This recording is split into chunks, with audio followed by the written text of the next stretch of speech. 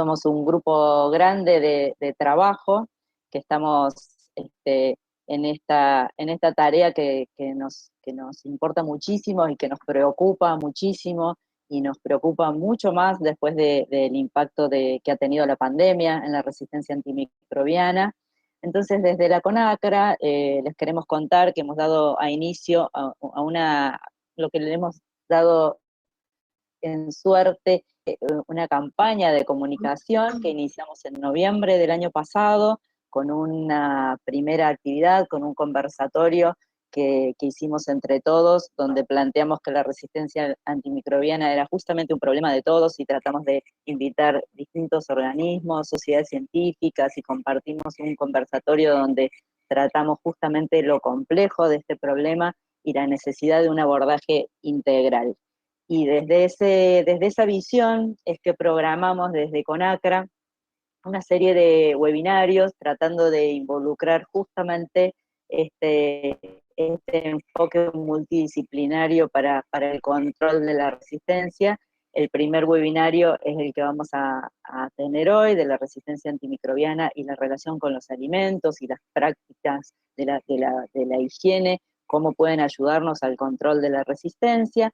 Tenemos programado para el mes de mayo otro webinario que tiene más que ver con el rol de los antibióticos y el sector agrícola, ganadero y veterinario, que como ustedes saben el impacto es muy grande porque el uso de antimicrobianos en ese mundo es súper importante. Y tenemos planeado para el mes de junio otro rol que nos parece súper importante también, que va a estar involucrado ANMAT nuevamente, que es el rol de las farmacias en el control de la resistencia al antimicrobiano. La realidad es que sabemos que el problema justamente es multisectorial, entonces lo que estamos tratando es, por lo menos en esta primera mitad del año, hasta el mes de junio, que saben que el 21 de junio nosotros conmemoramos el Día Nacional de Uso Adecuado de Antimicrobianos, hasta ese momento tratar de hacer una serie de webinarios de concientización y de toma de conciencia, no solo para los que estamos involucrados en la problemática, todo lo que es el equipo de salud en sus diferentes roles, sino abrirnos hacia la comunidad y empezar a compartir esta información que nos parece súper relevante que todos tomemos conciencia. Así que gracias a ANMAT, gracias al INAL, a las autoridades que han organizado este webinario, porque nos parece que es súper importante empezar a tomar conciencia entre todos del rol de los alimentos en el control de la RAM. Perfecto, Laura, muchísimas gracias y nos sumamos a todo este trabajo. Ahora sí presento a la doctora Mónica López, la directora nacional del Instituto Nacional de Alimentos, que nos acompaña en esta presentación. Hola, muy buenos días. Muchas gracias a todos por estar. La verdad que somos un montón en este webinario, nos llena de orgullo poder saber que es un tema que va cobrando cada vez más importancia y que va teniendo cada vez más peso en las prácticas diarias también. Por eso hoy tenemos este webinario que trajimos con justamente buenas prácticas de higiene. Quiero traerles el saludo del administrador de la ANMAT, el doctor Manuel Limérez, que, bueno, obviamente también están participando de este webinario, están asistiendo a otras áreas de la ANMAT que también están involucradas en el control y en el manejo de la RAM. Y quería agregar a las palabras que dijo Laura, que le agradecemos mucho, el trabajo que hicimos también el año pasado, ¿no? Me parece que desde estos 2 últimos años y también el hecho de poder conectarnos por esta vía en forma virtual, el hecho de haber tenido esta pandemia mediada por un agente que fue, digamos, el COVID, que es tan penetrante en todo el mundo, el tema de RAM, que me parece que antes también se venía trabajando, pero fue de exponer muchísimo el tema y que también todos podamos tener la oportunidad de conocer más y saber qué medidas podemos tomar para poder avanzar y cuidarnos en ese sentido.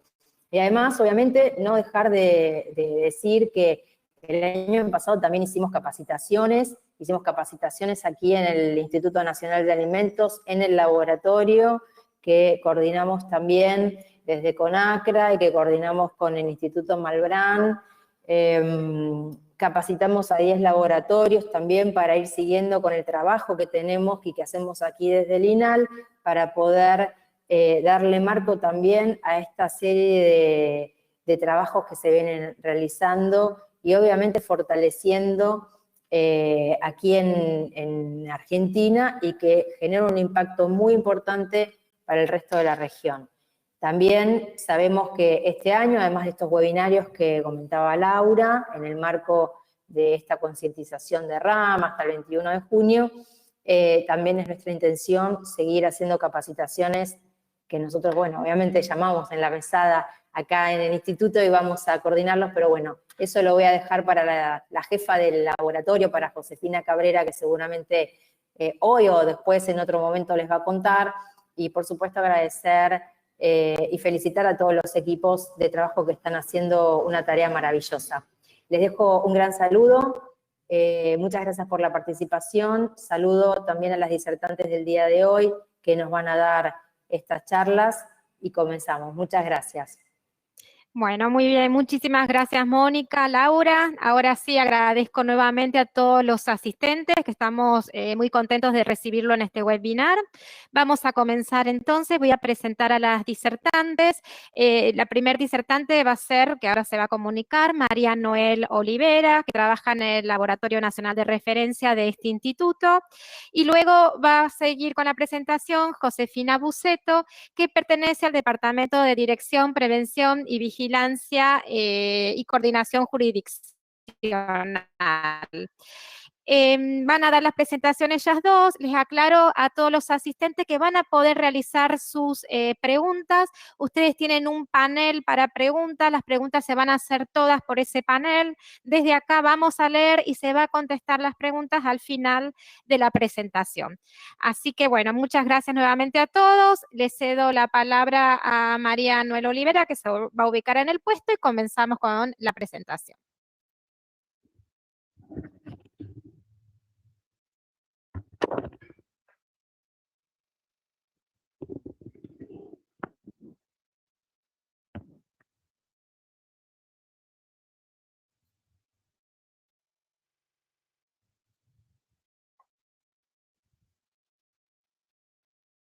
Buenos días a todos, mi nombre es Mariana Olivera. Hoy nos encontramos acá en el primer webinario convocado por CONACRA para tratar la resistencia a los antimicrobianos y su relación con los alimentos y cuáles pueden ser las buenas prácticas de higiene que podemos llevar a cabo en nuestros hogares para frenar la RAM. En esta primera parte vamos a ver conmigo, van a ver conmigo cuál es esta problemática a la que hacemos referencia, cuál es la importancia que conozcamos de ella y nos involucremos para tratar de frenar su diseminación. Y en una segunda parte de esta presentación van a hablar con Josefina, para que ella les va a poder dar tips de buenas prácticas de higiene que puedan aplicar en sus hogares para evitar la RAM.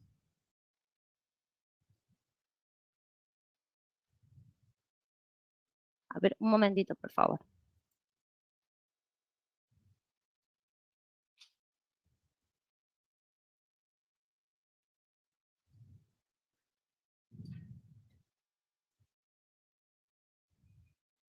Bueno, como durante el año 2021 nosotros estuvimos transitando el segundo año de nuestra pandemia por COVID-19, pudimos en algunos medios gráficos, en algunos diarios, poder leer algunas alertas que nos llegaban de una próxima pandemia. Y esa próxima pandemia no iba a estar relacionada a una nueva variante del COVID-19, sino que iba a estar relacionada a una resistencia a los antibióticos.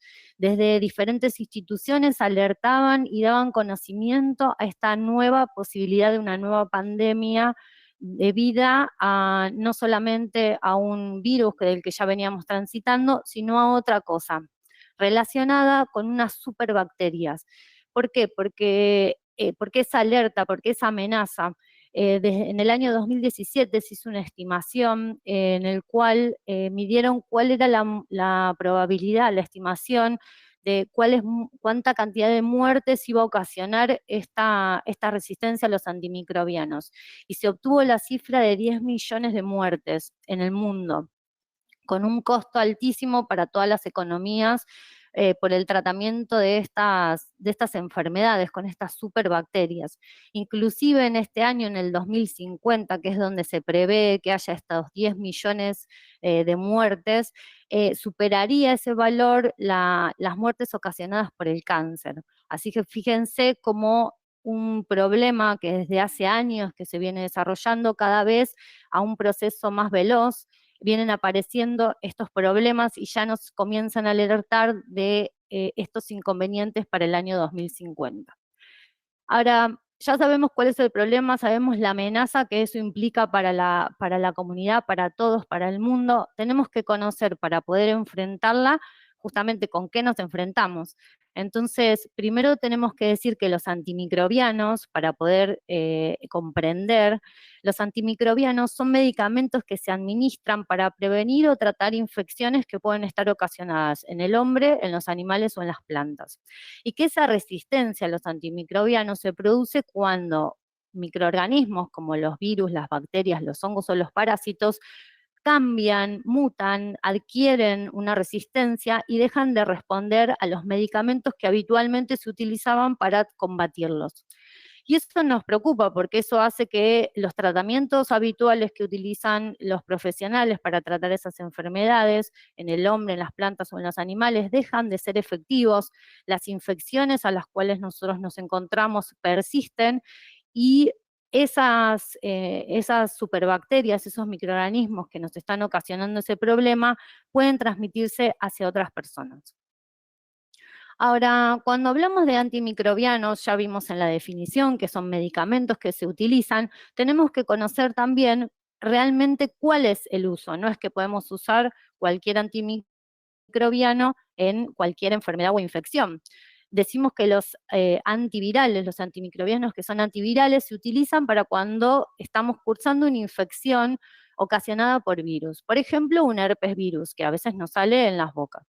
Los antifúngicos o los antimicóticos son aquellos medicamentos que se utilizan para tratar enfermedades o infecciones ocasionadas por hongos. En este caso, por ejemplo, un pie de atleta.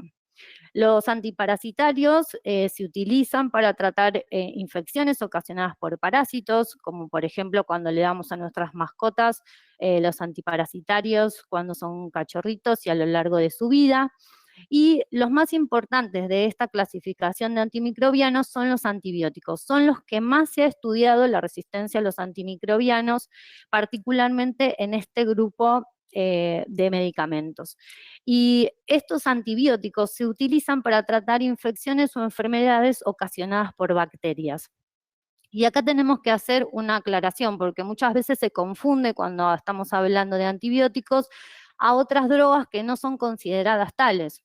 Entonces hablamos de amoxicilina, cefalexina o ciprofloxacina, que esas son antibióticos, son las drogas, el principio activo de estos antibióticos, en donde el médico nos lo receta cuando estamos transitando alguna infección urinaria o alguna infección o un corte en la piel, o en una otitis.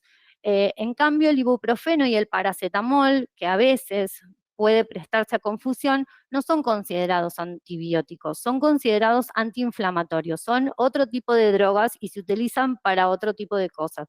En este caso, tanto el ibuprofeno como el paracetamol pueden ser administrados cuando tenemos fiebre, cuando tenemos un dolor o cuando tenemos algún proceso inflamatorio y queremos disminuir la zona de inflamación. Pueden ser administrados solos o pueden ser administrados de acuerdo al criterio del profesional que nos trata, junto con un antibiótico. Y de ahí por ahí puede generarse esta confusión con los mismos, pero no son considerados antibióticos. Ahora veamos ejemplos. ¿Qué pasa para entender un poquito cómo es esta resistencia? Tenemos las bacterias por un lado que en este ejemplo pueden tomar contacto con el hombre, pueden llegar a enfermarlo. Tenemos sintomatología, concurrimos al doctor, el doctor nos hace una evaluación, considera que estamos transitando una enfermedad bacteriana, entonces nos receta un antibiótico. Tomándolo en el tiempo que nos indica el médico, por el lapso de tiempo que nos indica, pasado el mismo, recuperamos nosotros la salud. Ahora, ¿qué pasa si esas bacterias a las que nos enfrentamos no son bacterias comunes? Son bacterias que han adquirido, que han cambiado, se han vuelto superbacterias. Entonces, esas bacterias, esos remedios, esos antibióticos, cuando el doctor nos los administra para tratar toda la sintomatología que nosotros tenemos, no hacen efecto en esa bacteria los resiste, porque ha cambiado, ha adquirido otro potencial que no la vuelve sensible a la acción de ellos. Entonces, eso como consecuencia hace que nosotros sigamos enfermos, hay una falla en ese tratamiento, el doctor tiene que evaluar si cambiarnos de antibiótico o asociarlos con otros. Y lo más preocupante de todo es que esos microorganismos que nosotros tenemos, esas superbacterias que estamos teniendo, la podemos transmitir a todos los que nos rodean. ¿Cómo nos encontramos esas bacterias resistentes? ¿Cómo tenemos que entender cuál es su ciclo? Lo primero que podemos decir y que se sabe es que cuanto más tiempo esas bacterias tomen contacto con un antibiótico, más chances, más posibilidades tienen de mutar, de adquirir esa resistencia. Al adquirir esa resistencia la pueden transmitir también a otras bacterias que las rodean. Y ahí es uno de los principales problemas que podemos encontrar. Otro es el uso inadecuado de medicamentos, de antibióticos en el hombre y en los animales de consumo y en la agricultura. Pero en el hombre es el contacto de ese antibiótico en el mal uso hace que estas bacterias aparezcan, estas bacterias resistentes, que están en el hombre, pueden ser diseminadas a través de la materia fecal, por los efluentes, y lo mismo sucede ir al curso de agua, lo mismo sucede cuando hay un manejo ineficiente en las infecciones hospitalarias, que también pueden aparecer esas bacterias resistentes, irse al caudal de agua. Por más que esa agua residual se trate, esas bacterias pueden sobrevivir y pueden pueden estar presentes en el agua corriente que nosotros consumimos a diario, con la cual lavamos y cocinamos nuestros alimentos, o también ser parte del transporte de los alimentos hacia otros lugares. También esas bacterias resistentes a través de esos efluentes pueden ir a cursos de agua, arroyos, ríos, tomar contacto con animales de consumo, como pueden ser los peces o el ganado, que los van a incorporar en sus organismos. Una vez que lo incorporan en sus organismos, pueden eliminarlo, como en el caso del ganado que está acá en el ejemplo, a través de su materia fecal. Esa materia fecal será abono de los cultivos agrícolas y así en ese caso los cultivos tomarían contacto con estas bacterias resistentes. Por otro lado, mencionamos que había un uso inadecuado de antimicrobianos en el hombre, pero también lo comentábamos que podía ser en los otros cultivos, como en la parte de cultivos agrícolas, en la ganadería o en la pesca. Y nos preguntamos cómo es que esas bacterias pueden llegar entonces a enfermar al hombre a través de los alimentos. Entonces, en este esquema que está en la guía de AGISAR, elaborada por expertos de la OMS, vemos muy esquemáticamente cómo es esa relación. Nosotros tenemos antimicrobianos que pueden ser otorgados para prevenir o para tratar alguna enfermedad en los animales de consumo. Las bacterias que están presentes en ellos pueden, al tomar contacto con ese antibiótico, con ese antimicrobiano, mutar, cambiar, volverse bacterias resistentes. Esas bacterias resistentes pueden diseminarse a su medio ambiente y también pueden pasar a la comida. Y el hombre puede adquirir esas bacterias resistentes a través de la comida que esté ingiriendo. Entonces, ahí es donde las enfermedades que se ocasionan en el hombre por estas bacterias resistentes van a ser enfermedades más graves y difíciles de tratar y van a perdurar en el tiempo, siendo más difíciles de poder eliminarlas y poder tratarlas que si fuese una infección o una enfermedad ocasionada por bacterias simples, aquellas bacterias que no tienen esa resistencia.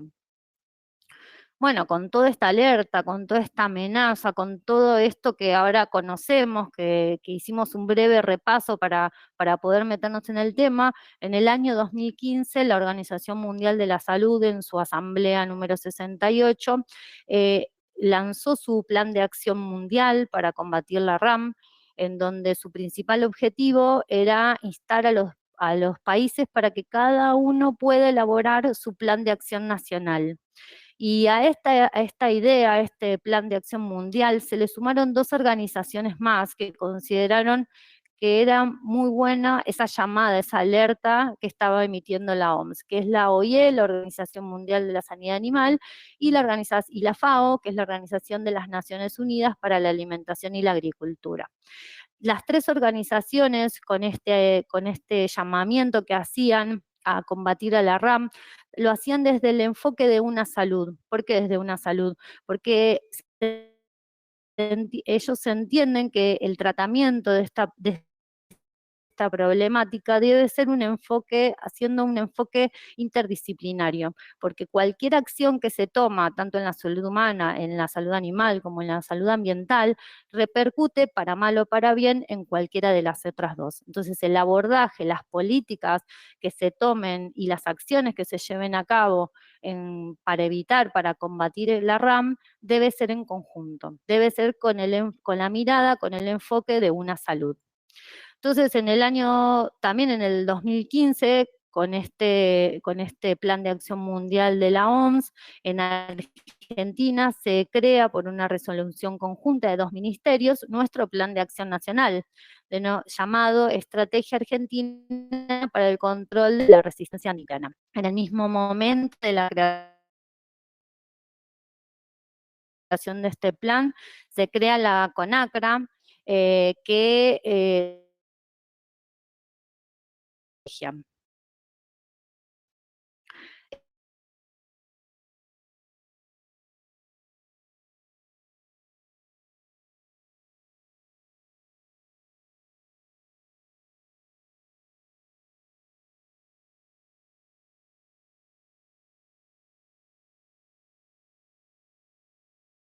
la estrategia argentina, nuestro plan de acción, tiene 3 objetivos principales: las bacterias resistentes, el de promover la creación de nuevos antimicrobianos.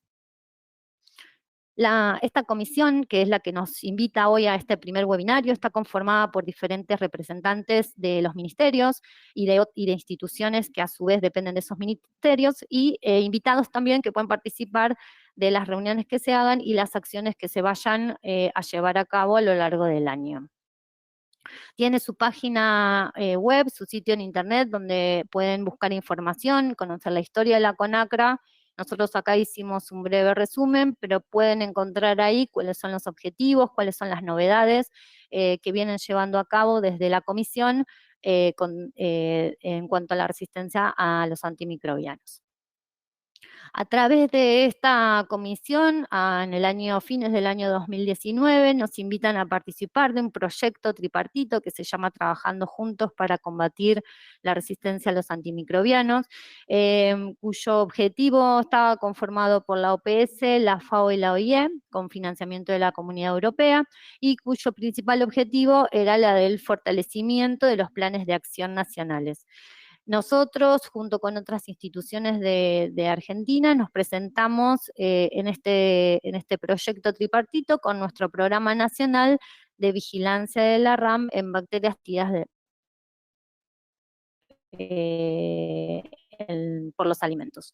Y nuestro objetivo de este programa era conocer la prevalencia de cepas resistentes en alimentos, que hasta ahora, en Argentina por lo menos, no lo conocíamos.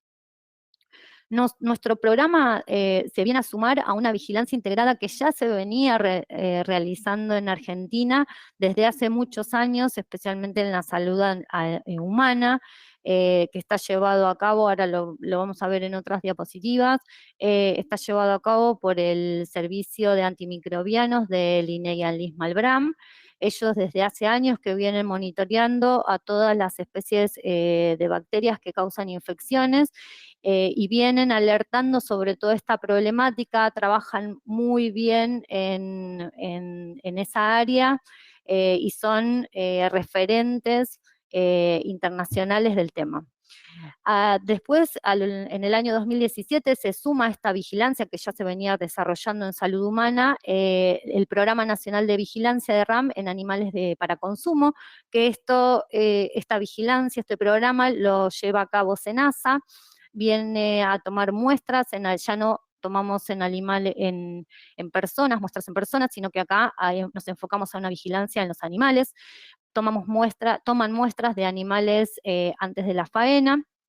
Y nosotros, con nuestro programa, lo que hacemos es sumarnos a esa vigilancia que ya se viene desarrollando en salud humana, en salud animal, con la parte de alimentos cárnicos frescos, de las 3 especies que también está realizando vigilancia el SENASA, que es aves, porcinos y bovinos. De esa manera, seguimos una línea para conocer cuál es la resistencia de estas, si las encontramos, en estas bacterias que provienen de los animales de consumo.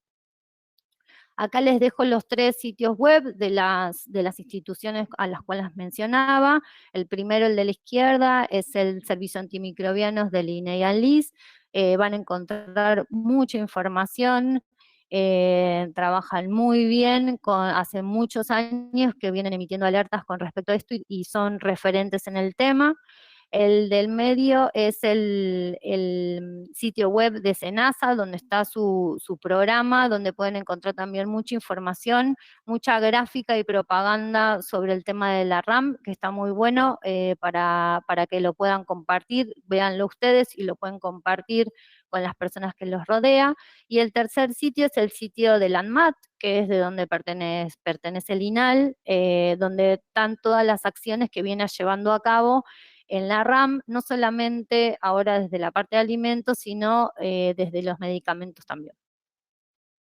Nuestro programa, este Programa Nacional de Vigilancia, va a estar coordinado por nosotros, por el INAL, y van a participar del mismo laboratorio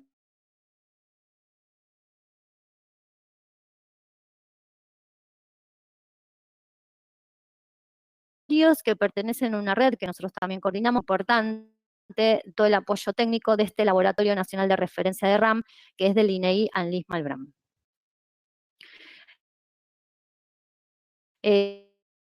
Nosotros, para poder formar este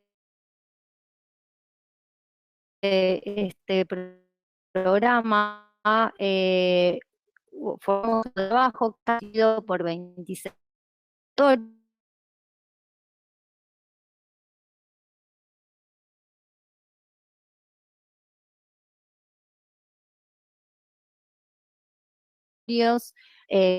con 53 participantes en total, con los cuales estuvimos trabajando arduamente para poder meternos en el tema, que conozcan cuál es la problemática, todo esto que estuvimos hablando acotadamente en este ratito. Los tuvimos que introducir porque no es un tema que en el Código Alimentario esté, entonces es un nuevo tema, un nuevo desafío para trabajar en la parte de alimentos. Tuvimos este programa, la Biología, en el Laboratorio Nacional de Referencia, y cuando comenzábamos nuestro programa, justo nos agarra la pandemia. Entonces, nuestro proyecto tuvo que cambiarse a medida que se iban permitiendo, epidemiológicamente se iban abriendo posibilidades para poder llegar a nuestro máximo objetivo, que era una capacitación presencial para 10 laboratorios para que pudieran venir a capacitarse en la técnica para la detección de estas cepas resistentes a los antimicrobianos. Y eso recién lo pudimos llevar a cabo en diciembre del año 2021, en diciembre del año pasado. Ahora nos encontramos en la etapa 6, ya comenzamos con la vigilancia de la RAM, cada uno de esos laboratorios se fue a su lugar de trabajo con material para poder implementar esta vigilancia. Nos queda para este año, que esperemos que no cambie, que podamos cumplir la etapa 7 y la 8, en la cual vamos a generar datos, esos datos los vamos a analizar, vamos a ver qué es lo que encontramos en estos alimentos, y de lo que encontremos y analicemos, vamos a hacer un reporte para notificar a la comunidad y a los profesionales de lo que hayamos encontrado, de los hallazgos que hayamos hecho en alimentos. Esto les dejo unas fotitos acá para que vean cómo se llevó a cabo esta participación de esta capacitación presencial de 10 laboratorios que fueron elegidos de esos 26 que participaron. No tenemos tanta capacidad para hacer una presencial de 26 personas, así que tuvimos que hacer una selección de acuerdo a toda su participación en todas las capacitaciones propuestas que hicimos a lo largo del programa, y las capacitaciones técnicas y la implementación de normas que tenga cada uno en su laboratorio para la detección de los 2 patógenos que vamos a estar investigando en esta primera etapa, que es Salmonella y Escherichia coli. Y esta es una foto para que conozcan cuáles las caritas de este equipo de vigilancia que va a estar trabajando en su laboratorio a partir ya desde diciembre. Están arduamente trabajando, sumando una detección más a su trabajo diario, que es la detección de bacterias resistentes en alimentos. Bueno, esta primera etapa, que es por lo menos darle una introducción a la problemática de la rama, a su importancia, a cómo es que eso nos involucra a todos, cómo podemos llevar a cabo acciones, no solamente en cuanto a alimentos, sino vimos que también en cuanto al uso adecuado de antimicrobianos, eso también es una problemática que tienen que tener en cuenta en sus casas. Ahora, en esta segunda parte de la presentación, Josefina Buceto les va a va a darles unos tips con buenas prácticas de higiene. Evitamos la contaminación de los alimentos con microorganismos. Eso es en general, pero en particular para esta presentación del día de hoy, no solamente evitamos microorganismos que ya conocíamos, sino estas superbacterias.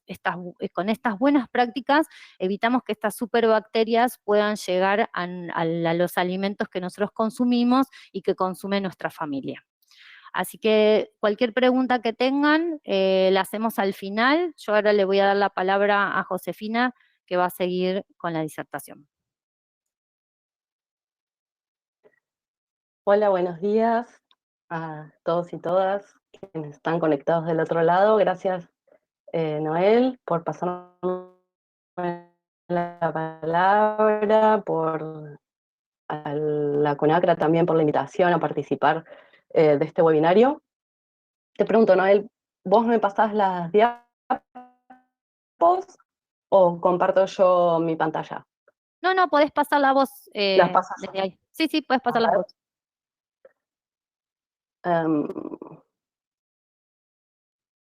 No me lo está permitiendo. Bueno, te las paso yo entonces, José. ¿Sí? Bueno, Sí. gracias. Bueno, como bien decía Noel, la vinculación, ¿no?, entre los alimentos tiene que ver con que los alimentos pueden ser una fuente pueden estar contaminados específicamente con bacterias, por ejemplo, y nosotros a través del consumo de estos alimentos contaminados podemos adquirir enfermedades transmitidas por alimentos, y si esas bacterias llegan a ser estas que tienen este gen de la resistencia antimicrobiana, podemos llegar a adquirir una enfermedad muy, muy complicada, de muy difícil tratamiento. Entonces, es por eso que nos parece importante volver sobre el tema de la importancia que tienen mantener, implementar y llevar adelante prácticas de manipulación segura de alimentos. La siguiente, por favor. Para evitar que los alimentos se contaminen y poder prevenir entonces las enfermedades en el hombre. ¿Sí? José, si querés ya podés, perdóname que te interrumpa. Sí, ya podés hacerlo. Ahí está. Bárbaro. Entonces, ¿de qué manera podemos prevenir las enfermedades transmitidas por alimentos, de qué manera podemos evitar que los alimentos se contaminen. Bueno, teniendo en cuenta estas 5 claves de inocuidad alimentaria, que son una síntesis de recomendaciones a tener en cuenta durante la preparación de los alimentos, tanto en nuestro hogar como en comercios, como en servicios gastronómicos, como también en la industria de alimentos. Estas 5 claves aplican a todos los ámbitos, ¿sí? Hoy vamos a hablar de cada una de ellas en forma individual y hacer foco específicamente en cómo podemos en nuestro hogar implementarlas, ¿no? Así que, bueno, vamos a empezar entonces por la primera. La primer clave de todas es la higiene, ¿sí? La importancia de mantener una correcta higiene tanto en el lugar donde vamos a preparar nuestros alimentos, ¿sí? Como también una buena higiene personal. ¿Por qué? Sabemos que en la suciedad y las bacterias, digamos, en general, están diseminadas por todos los ambientes. Donde dejamos suciedad acumulada es donde hay mayor probabilidad de encontrar más cantidad de bacterias y quizá pueden aparecer una de estas denominadas superbacterias, ¿no? Entonces, es importante comenzar a elaborar alimentos en lugares que estén bien higienizados, ¿sí? Cuando hablamos de higiene, no solamente hablamos de una limpieza, ¿sí? Una limpieza profunda como para eliminar restos de grasa o restos de alimentos, ¿sí? Sino también estamos hablando de una desinfección. Desinfección quiere decir que vamos a disminuir la carga de bacterias o de otros microorganismos que pueden estar presentes sobre esas superficies, ¿sí? Y cómo desinfectamos esas superficies es sumamente importante, ¿sí? Desde el tipo de producto que elegimos para realizarlo, ¿sí? Que tienen que ser productos como por ejemplo la lavandina, productos que estén registrados, ¿sí? Productos que tengan una autorización, evitar comprar esos productos por ahí en casas, en estos comercios de limpieza sueltos que no sabemos de dónde provienen, porque no nos están asegurando que realmente sean efectivos como para destruir esos microorganismos que puede llegar a haber quizás en nuestra cocina o en cualquier otro equipo o utensilio con el que elaboremos nuestros alimentos, ¿sí? Entonces, es muy importante eso, tener en cuenta el tipo de producto que utilizamos para desinfectar y también la concentración, o más bien la dilución con la que desinfectamos esas superficies, ¿sí?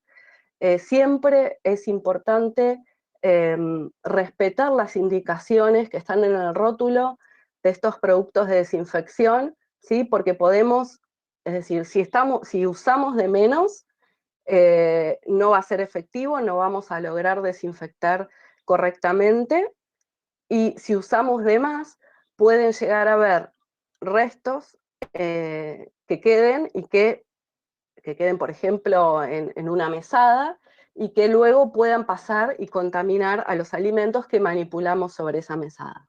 ¿Bien? ¿Qué desinfectamos, hablando, digamos, del hogar? ¿Qué es necesario limpiar y desinfectar? Prácticamente todo lo que hay en una cocina, ¿sí? Desde mesadas, desde las vallas,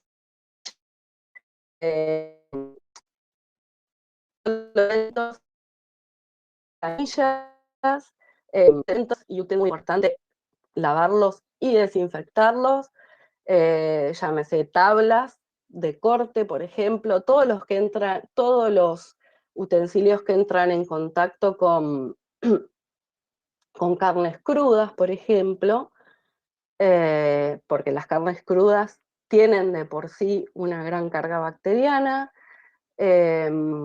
Vamos a hablar también de que es muy importante la limpieza y la desinfección frecuente de la heladera, ¿sí?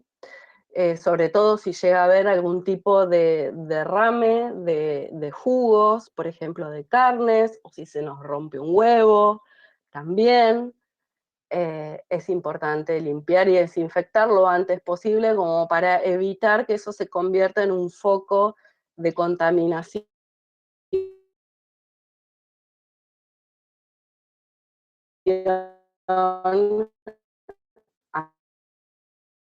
hacia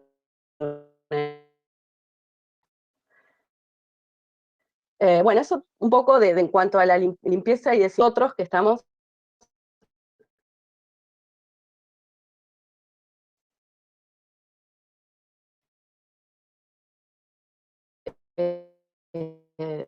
elaborando, manipulando, ¿sí? Tener, digamos, adquirir el hábito de un lavado frecuente de manos, ¿sí? Siempre antes de manipular alimentos, de elaborarlos, es importante lavar las manos con agua y jabón. No tiene que ser ningún jabón en particular, simplemente un jabón que dentro de lo posible no tenga un aroma muy intenso como para no contaminar después con ese aroma del alimento, pero con eso es suficiente. Un lavado de manos que dure aproximadamente 20 segundos, es efectivo también para eliminar los microorganismos que pueden estar en nuestras manos. Lavar palmas, dorso de los dedos de las manos, uñas,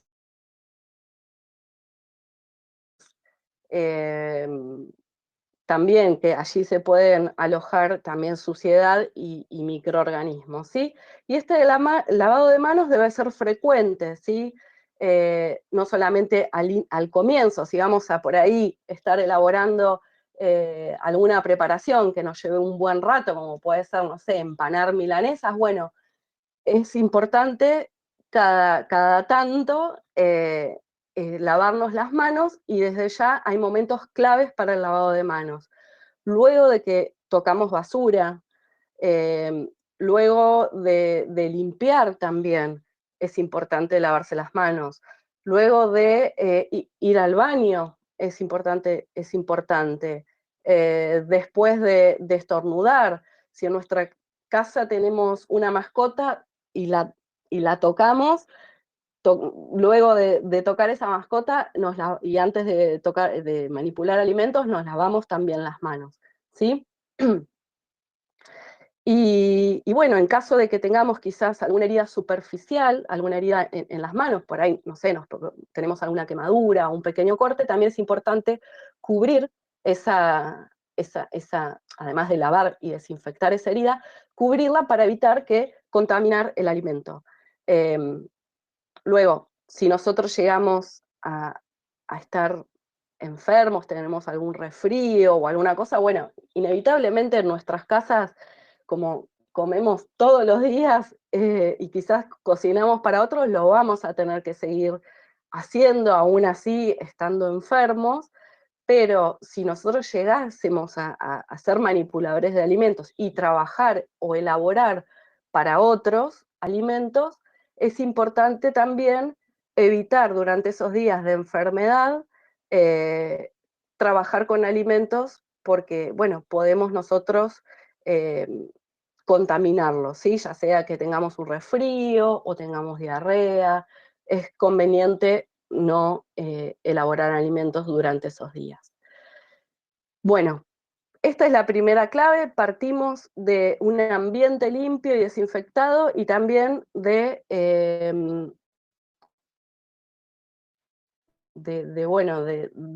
nuestra higiene personal como punto de partida, ¿sí? A ver, la siguiente. Vemos. A ver, está. Perdón, volví hacia atrás.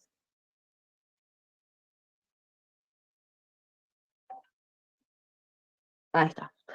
La segunda clave tiene que ver con evitar en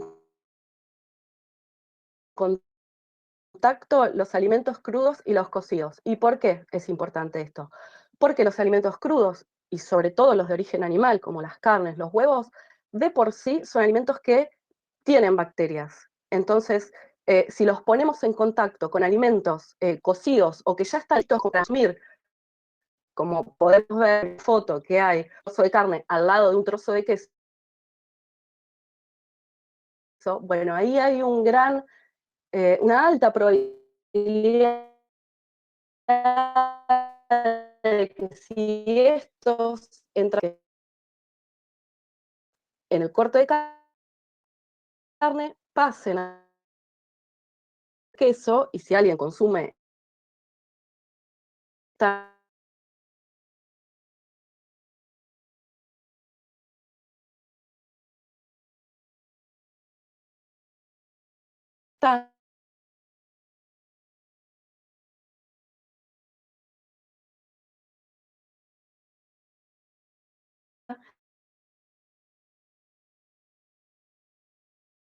sin calentarlo, sin cocinarlo, puede adquirir estas bacterias, o sea, puede ingerir estas bacterias cruzadas entre alimentos crudos para realizar los cortes de carnes que para realizar, por ejemplo, los cortes de verduras, especialmente verduras que van a ser consumidas frescas en ensalada. ¿Sí? Ahí vemos, digamos, contaminando esas verduras, y como no va a haber un proceso de cocción, podríamos estar ingiriendo bacterias. Esa es una recomendación, el uso diferente de tablas. Otra recomendación es en el almacenamiento de estos productos, por ejemplo, dentro de la heladera. ¿Sí? Vamos a tratar de que las carnes estén guardadas en recipientes cerrados, herméticos, para evitar todo tipo de contacto y de derrame también de los jugos que pudiera haber. Vamos a guardar estos alimentos crudos en la parte inferior de la heladera, justamente para evitar derrames. Lo mismo los huevos, si bien las heladeras vienen con el espacio para guardar los huevos en la puerta y en la parte superior, digamos que no sería el lugar más apropiado, sino sería más recomendable guardarlos también en un recipiente cerrado dentro de la heladera, y para evitar que se rompan y se derramen sobre otros alimentos que sí están listos para consumir. Lo mismo, lo que decíamos antes, ¿no? de la higiene, acá también es importante, luego de tocar alimentos crudos o luego de, por ejemplo, cortar las carnes y antes de preparar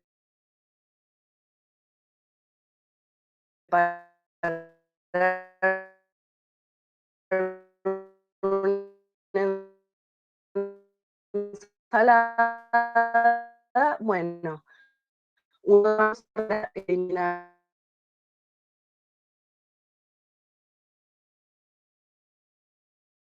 bacterias.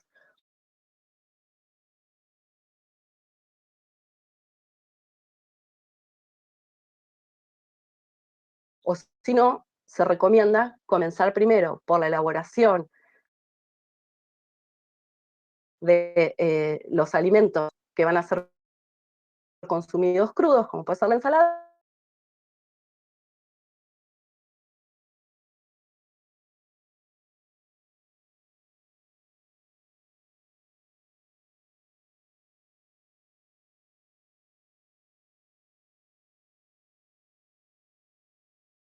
y luego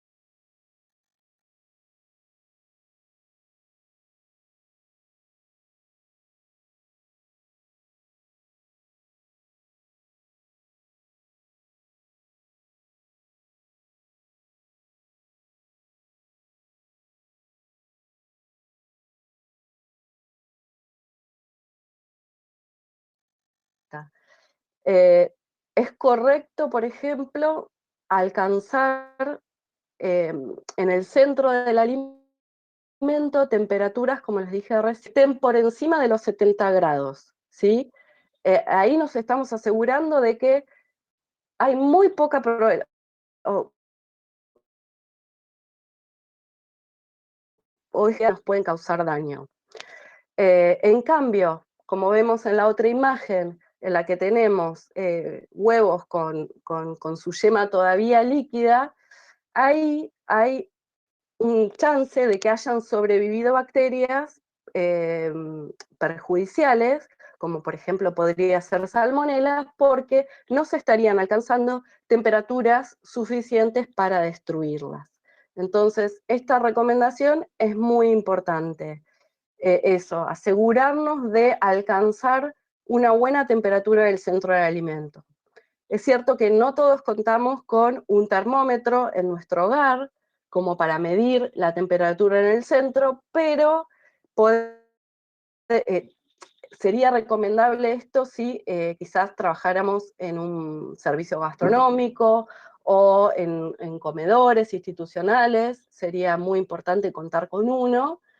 Pero bueno, en el caso de nuestro hogar podemos asegurarnos de que, en el caso, por ejemplo, de las carnes, bueno, que no haya zonas rojas en el interior de la carne, que no se desprendan jugos rosados, sino que los jugos sean marrones, que la coloración sea marrón grisácea. En el caso del huevo, es que la clara y la yema estén firmes, o sea, cocinarlos hasta ese momento. En el caso de alimentos líquidos como sopas o guisos, bueno, que haya un hervor prolongado como para asegurarnos la cocción completa del alimento. Ahora sí, la otra recomendación es el mantener los alimentos a temperatura segura. Como yo les decía, las bacterias son microorganismos vivos que son los más frecuentes en cuanto a causantes de enfermedades transmitidas por alimentos, por eso es que nos centramos principalmente en ellos para dar recomendaciones. Bueno, las bacterias, por ser seres vivos y que tienen, digamos, temperaturas de crecimiento, que se las denomina óptimas, similares a la nuestra, ¿no? Temperaturas en las cuales pueden desarrollar, crecer, multiplicarse. A esa zona de temperatura la vamos a llamar zona de peligro, son temperaturas que oscilan entre los 5 y los 60 grados. Es por eso que a los alimentos los vamos a conservar a temperaturas o bien que estén por debajo de los 5 grados, que vamos a estar hablando de temperaturas de refrigeración, si esas temperaturas van entre los 0 y los 5 grados, o temperaturas de congelación, si bajamos de los 0 grados y hasta los menos 18, que es alrededor de la temperatura a la cual funcionan los freezers que podemos tener nosotros en nuestras casas, ¿sí? Bueno, ¿qué pasa con los microorganismos por debajo de los 5 grados? No mueren, eso es muy importante tenerlo en cuenta.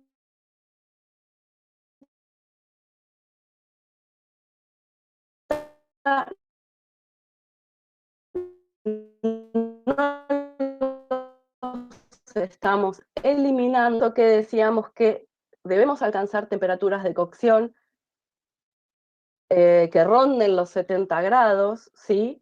Porque nos vamos a asegurar de que las bacterias que pudieran estar presentes las estamos eliminando. Entonces,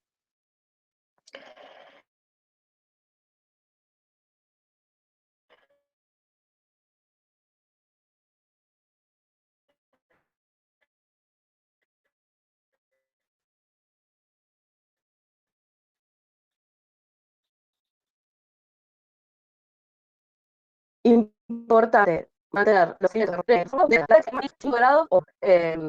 Otra recomendación sería también para el buen uso de una heladera es no llenarla, no saturarla de alimentos y dejar libres las bocas de ventilación como para que haya una buena circulación de aire, ¿sí? Lo antes posible refrigerar los alimentos, o sea, si hacemos compras, por ejemplo, de productos lácteos, bueno, realizar, y estamos dentro del supermercado, bueno, realizar la compra de los productos, dejarlo para el final del recorrido dentro del supermercado, la selección de los productos lácteos y luego ir a la caja, ¿sí? Ni bien llegamos a nuestras casas, lo primero que o lo primero que guardamos dentro de la heladera van a ser los productos lácteos y después nos seguimos ocupando de guardar el resto de los productos donde corresponda, ¿sí? Lo mismo con los productos congelados, ¿sí? Dejarlo en lo que es las compras para el final, para evitar que se descongelen, sobre todo en épocas de verano, y guardarlo lo antes posible en el freezer. Otra cosa importante que nos parece remarcar en este sentido de conservar los alimentos a temperaturas seguras es realizar el descongelamiento de, por ejemplo, carnes en forma segura, ¿sí? Dentro de la heladera es hacerlo en forma segura. ¿Por qué? Porque nos estamos evitando que, o sea, si lo realizáramos a temperatura ambiente, puede suceder que algunas zonas de este alimento empiecen a subir, digamos, de temperatura y otras queden todavía congeladas. En cambio, si lo realizamos dentro de la heladera, lo que nos estamos asegurando es que ninguna parte del alimento va a superar los 5 grados, por lo tanto, no van a poder desarrollar o comenzar a crecer esas bacterias que sobreviven a la congelación, ¿sí? Como dijimos antes, el frío no mata, ¿sí? Entonces, muy importante tener en cuenta cómo realizar un descongelamiento rápido. También podríamos hablar de los alimentos una vez que los cocinamos, ¿sí? Y no los consumimos en el momento. Bueno, es importante realizar un enfriamiento rápido de esos alimentos para evitar que estén lo menos posible a temperaturas dentro de la zona de peligro. ¿Y cómo hacemos un enfriamiento rápido? Bueno, supongamos que cocinamos un gran trozo de carne, bueno, lo podemos dividir en porciones, ¿sí? Y lo guardamos en heladera.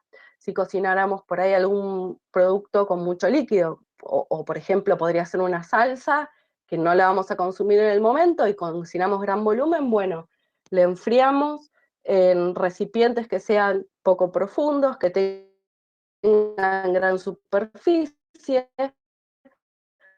como para favorecer el descenso del agua.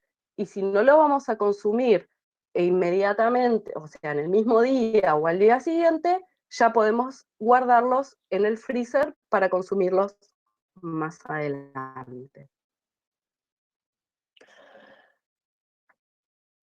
Bueno, y la última de las 5 claves, pero no menos importante, es utilizar materias primas seguras, es decir, utilizar ingredientes seguros, es decir, vamos a partir, para elaborar los alimentos que consumimos, vamos a partir de alimentos que de por sí sean inocuos, es decir, que no nos enfermen. Si ya partimos de alimentos que están contaminados, es muy probable que obtengamos como resultado final una preparación que también esté contaminada. Por ejemplo, si utilizamos agua contaminada para lavar frutas y verduras, bueno, es muy probable que la ensalada que preparemos con esas frutas y verduras tenga algún microorganismo que nos puede enfermar. Por eso es importante utilizar agua de red, agua potable, o bien, si no tenemos acceso a agua potable, pero sí, por ejemplo, agua de pozo, bueno, podemos nosotros hervirla,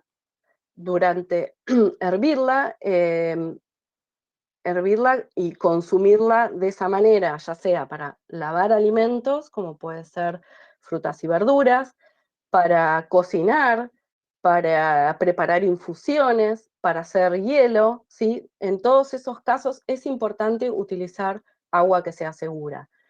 Y si no la podemos hervir, otra alternativa es incorporar 2 gotitas de lavandina concentrada por litro de agua, dejar reposar durante media hora ese agua y luego sí la podemos utilizar para cocinar, para lavar, etc. Otra recomendación es la de elegir alimentos que estén debidamente identificados, es decir, que estén debidamente rotulados, que tengan, por ejemplo, quién es el elaborador del alimento, que tengan fecha de vencimiento, ¿sí? De esta manera nos estamos asegurando que hay alguien detrás que ofrece, digamos, algún tipo de seguridad de que ese alimento fue elaborado y que es seguro consumirlo, ¿sí? No consumir alimentos fuera de la fecha de vencimiento es otra recomendación. ¿Cuál otra podría ser? Bueno, hay muchas recomendaciones, en este momento se me escapan, pero otra podría ser también evitar comprar en comercios en que no nos da seguridad, por ejemplo, las condiciones de higiene en las que se venden, qué sé yo.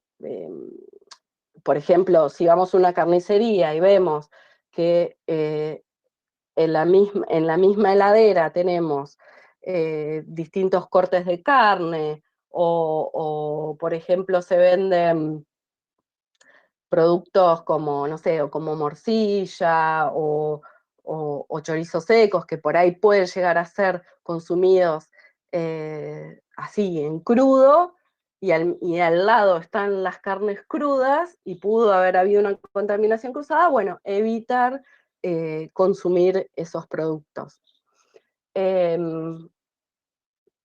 Bueno, no, como a modo de cierre, a mí me parecía importante sumar una clave más a estas 5, que es la clave de la información, es decir, ser consumidores, ser personas informadas, es muy importante para saber cómo elaborar alimentos en forma segura, para saber cómo cuidar nuestra salud y la de nuestra familia, que es lo importante. Y para eso, bueno, les quiero compartir los canales de comunicación que tenemos con la comunidad en general. Es la página web de ANMAT, en la cual hay una sección de comunidad y en la cual publicamos artículos que son de interés general para la población. Algunos tienen que ver con alimentos, otros van a tener que ver con algunos temas de medicamentos, porque ustedes saben que ANMAT no solamente abarca el tema de los alimentos, y también queremos comentarles cuáles son nuestras redes sociales en las que hacemos publicaciones. Me fui. A ver si puedo, ahí está. Disculpen lo accidentado de esta presentación. Las redes sociales en las que se hacen todo tipo de publicaciones referidas, bueno, a cuáles son las recomendaciones que se brindan desde ANMAT, tanto para alimentos como para medicamentos, y también las donde se publican novedades que tienen que ver con también estos charlas o webinarios de información a la comunidad. Así que bueno, les agradezco su atención y bueno, estoy a disposición para las preguntas que puedan surgir. Muchas gracias. Bueno, muchas gracias, Josefina. Excelente presentación. También a María Noel Olivera. Yo voy a proceder a leer las preguntas. Les quiero contar que hay muchísimas preguntas en el chat, tanto para María Noel como para Josefina. Así que voy a ir, primero voy a leer las de María Noel, que van todas referidas a la resistencia antimicrobiana en sí. Y luego tenemos muchas preguntas con respecto a las buenas prácticas de higiene.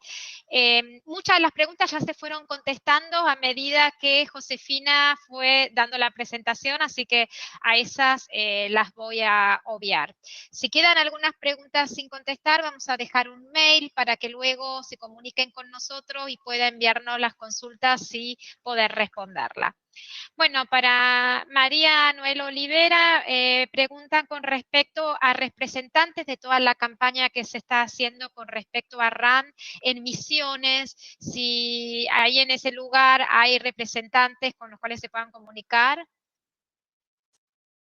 Sí, tanto participó una profesional que a su vez fue seleccionada para hacer la capacitación presencial, que pertenece al Laboratorio de Aguas del Ministerio de Salud de la provincia de Misiones.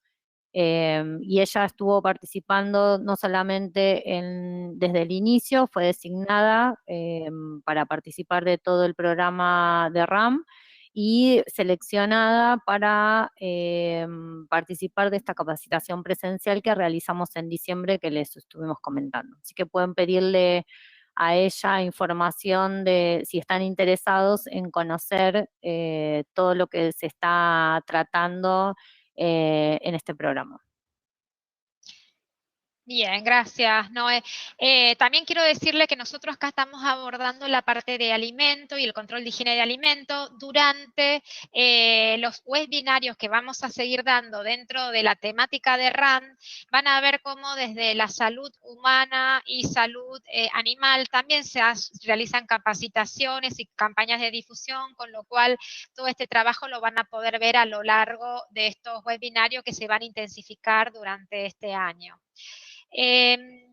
Otra pregunta, María Noel, es ¿por qué la automedicación está relacionada con la producción de resistencia a los antimicrobianos? Sí, ¿se acuerdan que en uno de los esquemitas hacíamos mención a eso, a que cuanto más tiempo la bacteria pueda tomar en contacto con ese antimicrobiano, tiene más chances de cambiar y de mutar y de volverse resistente?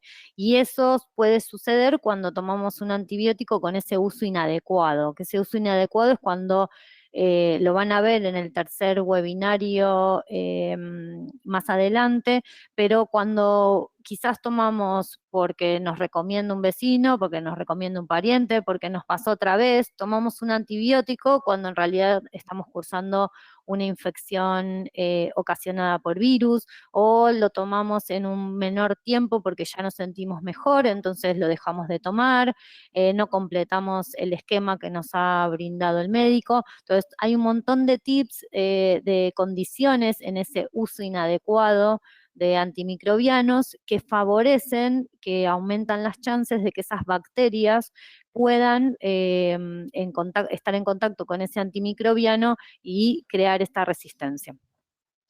Bien, perfecto. Hay dos preguntas que las voy a juntar porque más o menos son parecidas o las puedes contestar junta, María Noel. Una es la presencia de alguna variante resistente de las dos bacterias elegidas como indicador, Escherichia coli o Salmonella, que sería como un patógeno. ¿Permitiría presumir la presencia de otras bacterias resistentes no determinadas en esta etapa? Y hay otra pregunta con respecto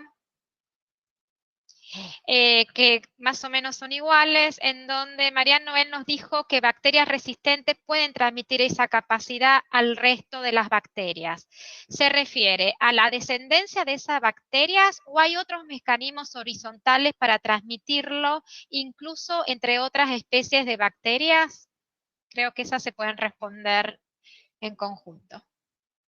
Bueno, en nuestro programa, que es lo que yo les presentaba, nosotros no podíamos analizar a todas, no podemos hacer una vigilancia de todas las bacterias. Hicimos una selección de acuerdo también a la vigilancia que viene llevando a cabo las otras áreas que salud humana, que bueno, ellos investigan en sí en todas, salud animal y nosotros, toda la bibliografía que hay concerniente a los programas de vigilancia para alimentos. Entonces se decidió comenzar en esta etapa con una vigilancia, eligiendo un patógeno, por eso se eligió Salmonella, y un indicador, en este caso, que va a ser la Escherichia coli.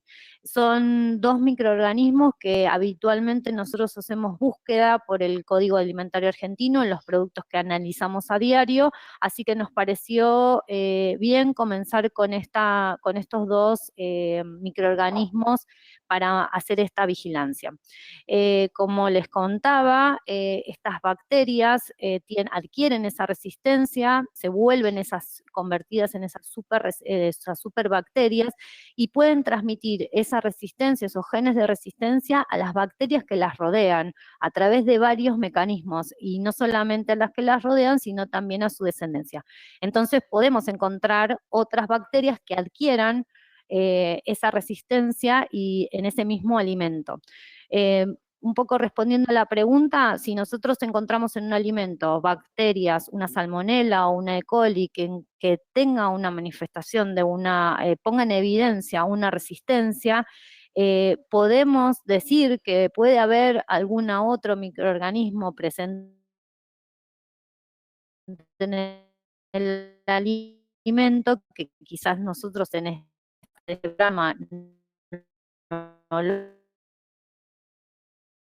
lo buscamos, que pueda tener ese gen de resistencia en organismos que microorganismos.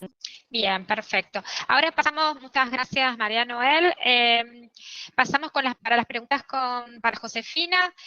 Hay muchas preguntas, Josefina, relacionadas al huevo.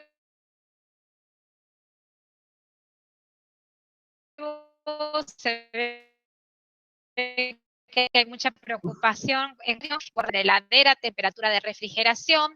Otra pregunta es si los huevos con excrementos habría que lavarlos antes de guardarlos en la heladera. A ver, estoy juntando todas las del huevo. Bueno, también una pregunta si entonces el huevo frito sería peligroso porque queda una parte sin cocinar. Bien. Sí, es aconsejable guardar huevos en la heladera porque, digamos, a los huevos se los considera un alimento de alto riesgo porque tienen alta humedad y tienen una gran cantidad de proteínas y vitaminas, o sea, muchos nutrientes en los cuales pueden desarrollar las bacterias. Aparte, en la cáscara del huevo suele haber gran cantidad de bacterias por la forma en que se los ponen las gallinas, por así decirlo.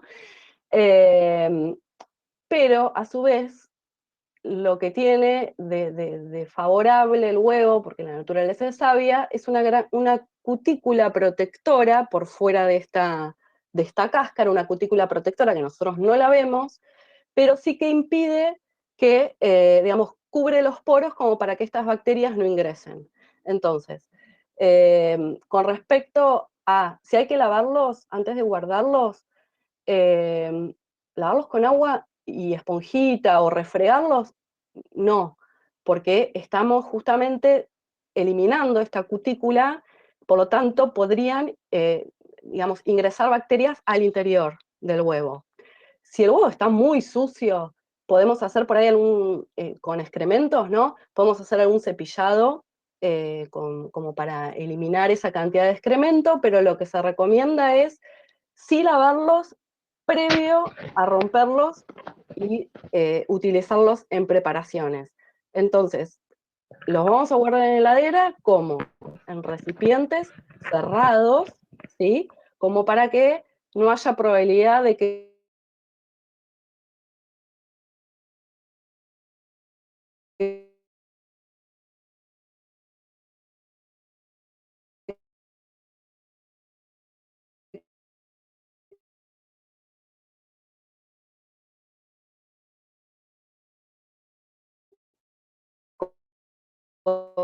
contaminen a otros alimentos o así saben, o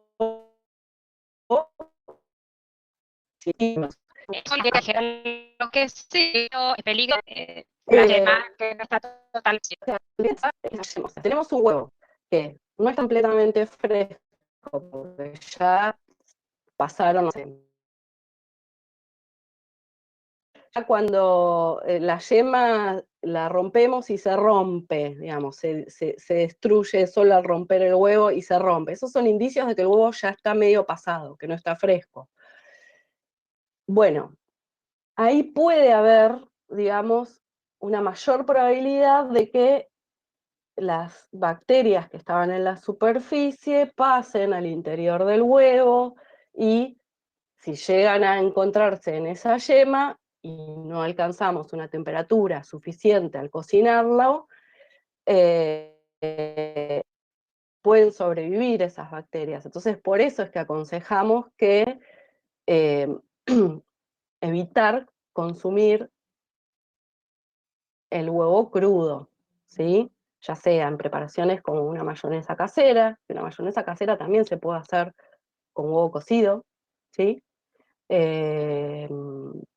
Con yema, ¿no? Con la yema cocida, o evitar lo del huevo frito, que esté crudo, la yema. Sobre todo también tener en cuenta en niños o en personas adultas, o en personas inmunodeprimidas, o en mujeres embarazadas, ¿no? Que son los grupos de riesgo y que pueden, digamos, grupos de riesgo para las enfermedades transmitidas por alimentos.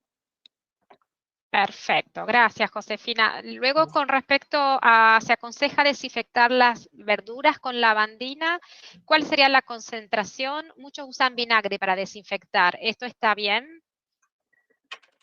Bueno, hay mucha controversia con respecto a la desinfección de frutas y verduras. En principio decir que el vinagre no es un desinfectante, no tiene el poder desinfectante que tiene la lavandina. El vinagre en sí puede controlar el crecimiento bacteriano, pero no destruye bacterias, no las elimina. Hay una costumbre de agregarle por ahí a las verduras de hoja vinagre, porque hace que los bichitos que tiene se desprendan, ¿no? Más fácilmente, no queden adheridos. Se recomienda, sobre todo, la desinfección de frutas y verduras cuando hay grandes volúmenes de frutas y verduras a desinfectar, por ejemplo, en servicios gastronómicos, en comedores, sobre todo las verduras de hoja, que son las que por ahí están al ras de la tierra, y entonces suelen venir muy contaminadas, con trozos de tierra y demás, y en servicios gastronómicos, digamos, no se hace una limpieza muy minuciosa, hoja por hoja, como se suele recomendar hacer. Entonces, sí es recomendable la desinfección de frutas y verduras, y tener en cuenta que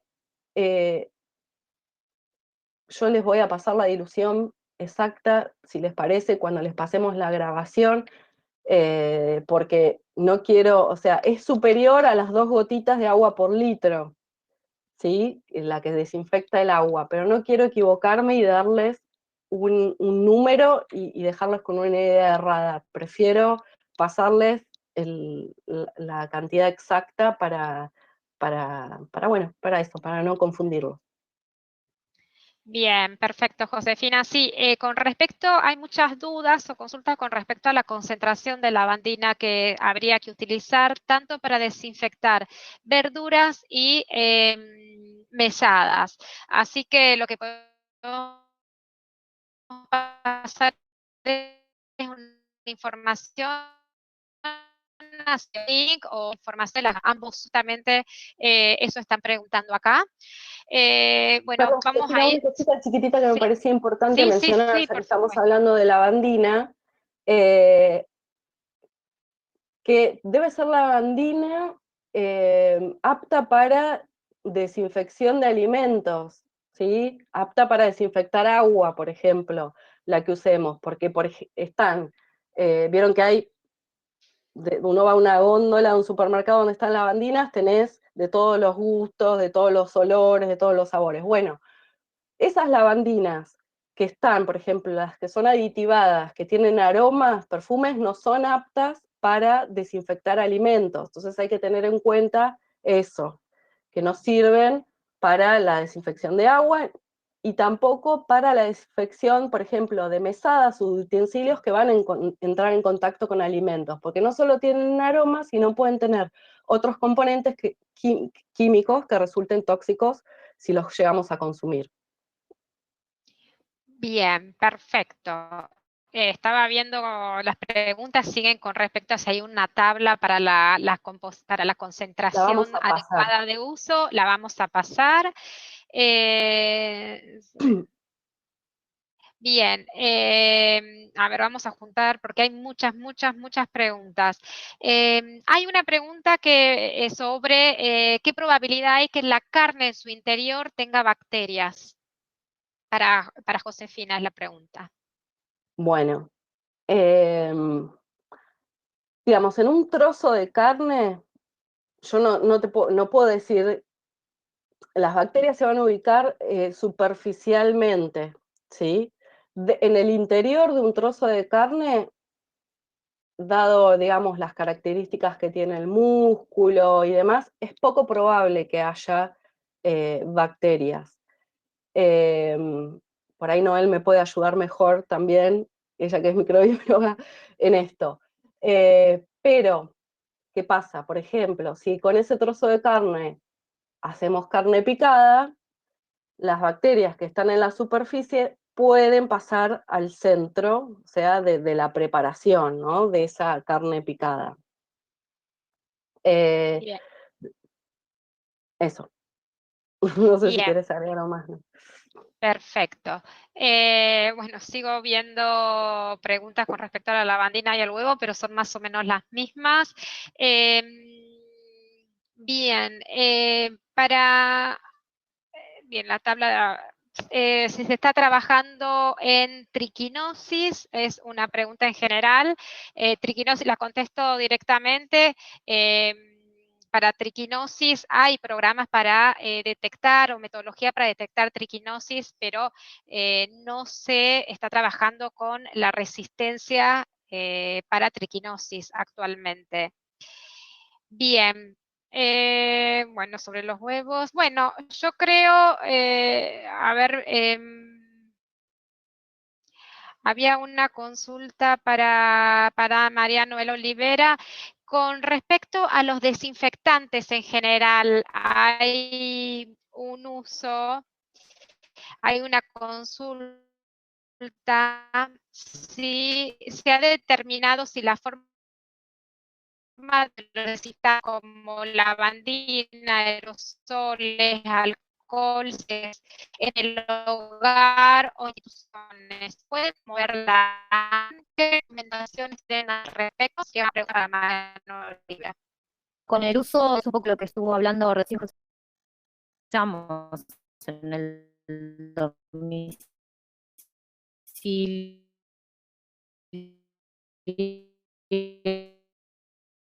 o en los trabajos, siempre hay que leer el rótulo y diga si es un desinfectante, qué posición. En cuanto a las al uso de desinfectantes que pueden formar por definición, no, porque estas resistencias microbianos, esta resistencia que adquieren es cuando con microbianos, ya sean antivídicos, antifúngicos, antiparasitarios. En este caso son desinfectantes. Lo que sí podemos promover